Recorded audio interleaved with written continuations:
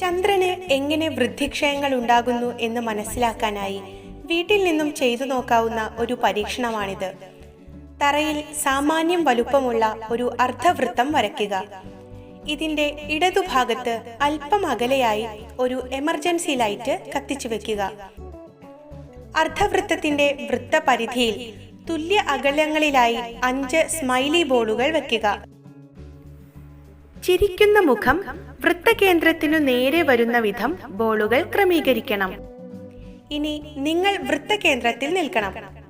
നിങ്ങൾ നിൽക്കുന്ന സ്ഥാനം ഭൂമിയാണെന്നും എമർജൻസി ലൈറ്റ് സൂര്യനാണെന്നും സങ്കല്പിക്കുക. സ്മൈലി ബോളുകൾ ഭൂമിയെ പരിക്രമണം ചെയ്യുന്ന ചന്ദ്രന്റെ വ്യത്യസ്ത ദിവസങ്ങളിലെ സ്ഥാനങ്ങളാണെന്നും സങ്കല്പിക്കാം.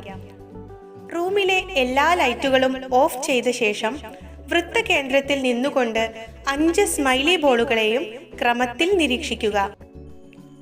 ഒന്നാമത്തെ ബോളിന്റെ ചിരിക്കുന്ന മുഖത്ത് ഒട്ടും തന്നെ പ്രകാശം വീഴാത്തതിനാൽ ആ ഭാഗം നമുക്ക് കാണാനൊക്കില്ല. കാരണം നാം ഇരുട്ടുള്ള റൂമിലാണ് നിൽക്കുന്നത്. പ്രകാശം വീഴുന്ന മറുഭാഗമാകട്ടെ നമുക്ക് അഭിമുഖമല്ലാത്തതിനാലും കാണാനൊക്കില്ല. ഇതുപോലെ സൂര്യപ്രകാശം വീഴുന്ന ചന്ദ്രന്റെ മുഖം ഒട്ടും തന്നെ ഭൂമിക്ക് അഭിമുഖമല്ലാത്ത ദിവസമാണ് അമാവാസി അഥവാ ന്യൂ മൂൺ. അന്ന് ചന്ദ്രന്റെ സ്ഥാനം ഭൂമിക്കും സൂര്യനും ഇടയിലായിരിക്കും എന്ന് മനസ്സിലാക്കാൻ ഇനി പ്രയാസമില്ലല്ലോ. ഇനി രണ്ടാമത്തെ ബോളിനെ നോക്കാം. അതിൽ ചിരിക്കുന്ന ഭാഗത്തിന്റെ 1/4 ഭാഗം നിങ്ങൾക്ക് കാണാം. ചന്ദ്രൻ ഈ ഭാഗത്ത് വരുമ്പോഴുണ്ടാകുന്ന കലയാണ് കൃഷ്ണപക്ഷപ്പിറ അഥവാ വാക്സിംഗ് ക്രസന്റ്. ഇനി മൂന്നാമത്തെ സ്മൈലി ബോൾ നോക്കാം. വൃത്തകേന്ദ്രത്തിൽ നിന്നും നോക്കുന്ന നിങ്ങൾക്ക് അതിന്റെ ചിരിക്കുന്ന മുഖത്തിന്റെ പകുതി ഭാഗം കാണാം. ചന്ദ്രൻ ഈ സ്ഥാനത്ത് വരുമ്പോൾ നാം കാണുന്നത് അർദ്ധചന്ദ്രനെയാണ്. ഇതാണ് ഫസ്റ്റ് ക്വാർട്ടർ അഥവാ ശുക്ലപക്ഷ അർദ്ധചന്ദ്രൻ. ഈ സമയം സൂര്യൻ, ഭൂമി, ചന്ദ്രൻ എന്നിവ ചേർന്ന് സൃഷ്ടിക്കുന്ന കോൺ 90 ഡിഗ്രിയാണ്. അതുകൊണ്ടാണ് അർദ്ധചന്ദ്രനെ സൂര്യാസ്തമയ സമയത്ത് നാം ഉച്ചയിൽ കാണുന്നത്. ഇനി നാലാമത്തെ ബോളിനെ നോക്കൂ. അതിൽ ചിരിക്കുന്ന മുഖത്തിന്റെ 1/4 ഭാഗവും നിങ്ങൾക്ക് കാണാം. ഇതാണ് പൂർവ്വ പൗർണമി അഥവാ വാക്സിംഗ് ഗിബ്ബസ്. ഇനി 5ാമത്തെ സ്മൈലി ബോളിനെ നോക്കൂ. എമർജൻസിയിൽ നിന്നുള്ള പ്രകാശം വീഴുന്ന അതിന്റെ ചിരിക്കുന്ന മുഖം ഇപ്പോൾ നിങ്ങൾക്ക് പൂർണ്ണമായും കാണാം.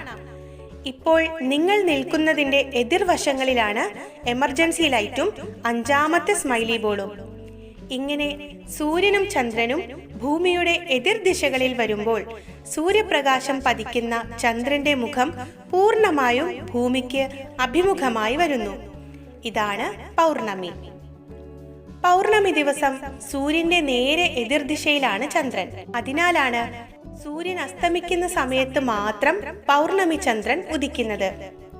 ഇവിടെ അമാവാസി മുതൽ പൗർണമി വരെയുള്ള ദിവസങ്ങളിൽ ചന്ദ്രന്റെ കലകൾ ക്രമമായി വലുതായി വരുന്നു. ഇതാണ് വൃദ്ധി അഥവാ വാക്സിംഗ്. ഈ ദിവസങ്ങളിൽ ചന്ദ്രന്റെ കാഴ്ച ഈ രീതിയിലായിരിക്കും. ഇനി പൗർണമി കഴിഞ്ഞ് അമാവാസിയിലേക്ക് മടങ്ങുമ്പോഴോ ചന്ദ്രൻ ക്രമമായി ചെറുതായി വരുന്നത് കാണുന്നില്ലേ? ഇതാണ് ക്ഷയം അഥവാ ഫാനിങ്. ഭൂമിക്ക് ചുറ്റുമുള്ള പരിക്രമണ പാതയിൽ ചന്ദ്രന്റെ പ്രകാശിത ഭാഗവും നിഴൽ ഭാഗവും ഭൂമിയിൽ നിന്നും കാണുന്നതിലുള്ള വ്യത്യാസം മൂലമാണ് വൃദ്ധിക്ഷയങ്ങൾ ഉണ്ടാകുന്നത് എന്ന് ഈ പരീക്ഷണത്തിൽ നിന്നും നമുക്ക് മനസ്സിലാക്കാം.